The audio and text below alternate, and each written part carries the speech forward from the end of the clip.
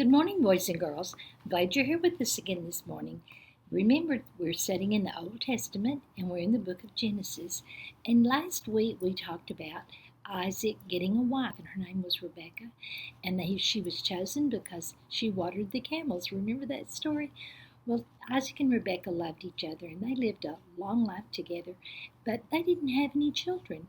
And they prayed and prayed and prayed and asked God to give them some children. And so he did. And what he gave them were twins. Do you know what twins are? Twins are babies that are born at the same time. And sometimes they look alike and sometimes they don't. I always think of twins looking alike, but they don't always. There's two kinds of twins. These babies look like they're the same age and they were born at the same time. And look, they look just alike, don't they? They are identical twins. But these babies look alike, sort of, but one's a boy and one's a girl. And that can be twins too. You can have boy twins and girl twins, or you can have a boy-girl twin. We have some friends here in our church that are twins, Maddie and Lily, and they are fraternal twins. They don't look exactly alike, do they? This is Lily and this is Maddie, and they look a little bit different. But they're still twins. They were born at the same time. These are my friends, Kaylee and Kristen. It's a boy twin and a girl twin, and they were born at the same time. These are my nieces, Sarah and Stacy, and they are identical twins. They look just exactly alike, and sometimes in the family we can't remember which one we're talking to because they look so much alike. We don't know which one is which. This is a big family of twins. These are all in one family, 4 sets of twins. Isn't that strange? So it's kind of odd that people have twins, but Isaac and Rebecca had twins, and their twins did not look alike. They didn't.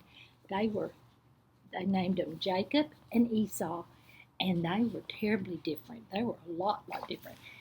The Bible says that Jacob was smooth-skinned, and he was a mild, quiet person. And Esau had hairy arms, real hairy red hair. It said red arms, and he was a real red baby. Had red hair, I'm sure. And he didn't look anything like Jacob. And he was a kind of a loud man and a wild man, and he was a hunter and a gatherer, and he was altogether different from Jacob. Jacob liked to stay in the kitchen and cook, which is fine. A lot of men like to cook. It was fine for Jacob to be that way. But he was exactly opposite from Esau. And they had some problems. They didn't get along real well because they were so different. So let's read our story about Jacob and Esau. Isaac and Rebekah prayed that they would have children. They were happy when God gave them twin sons. The first one born was Esau. Now that's real important because a long time ago, the first baby that was born was the one that would always receive the birthright.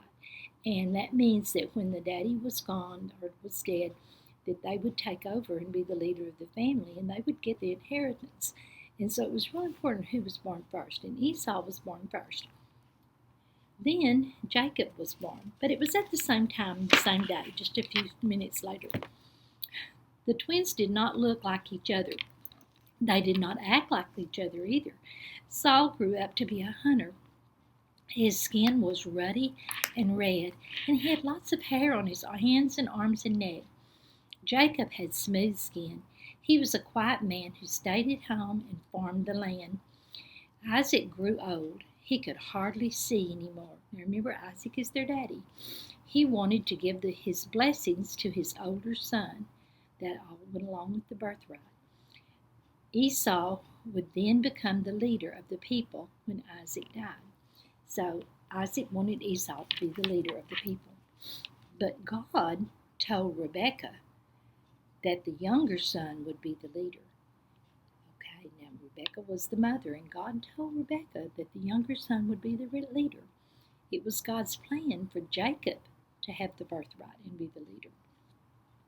So she made Jacob dress in Esau's best clothes.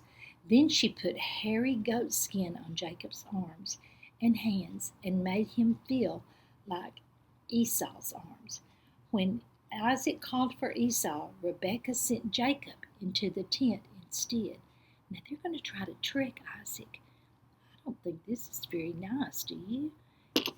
Isaac knew the smell of Esau's clothes. He touched Jacob's hands and thought they were the hands of Esau. He gave Jacob his blessings and made him the leader of the people of Abraham. Okay, so they deceived him, didn't they? And he got Esau's clothes and he put Esau's clothes on, and she got goat hair. Now this is a little longer than goat hair. For when Isaac felt Esau's arms, it would feel like Esau, but it wasn't, was it? It was Jacob. They were deceiving. They were deceiving him. And before this happened, Jacob was at home one day and he had cooked a big pot of stew. And Esau had been out hunting and he was hot and he was tired and he was hungry. And he came in and he said, "What is that?" And Jacob said, "It's stew I made." And he said, "Well, give me some. I want some."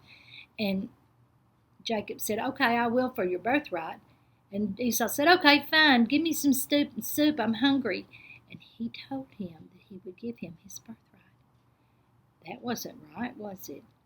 But that was kind of deceiving of Jacob, too. Jacob asked for the birthright, and he gave it to him.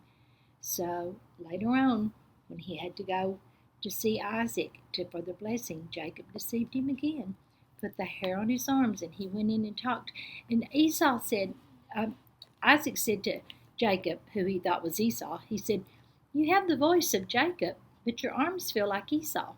So he was confused. They did it on purpose. They tricked him on purpose.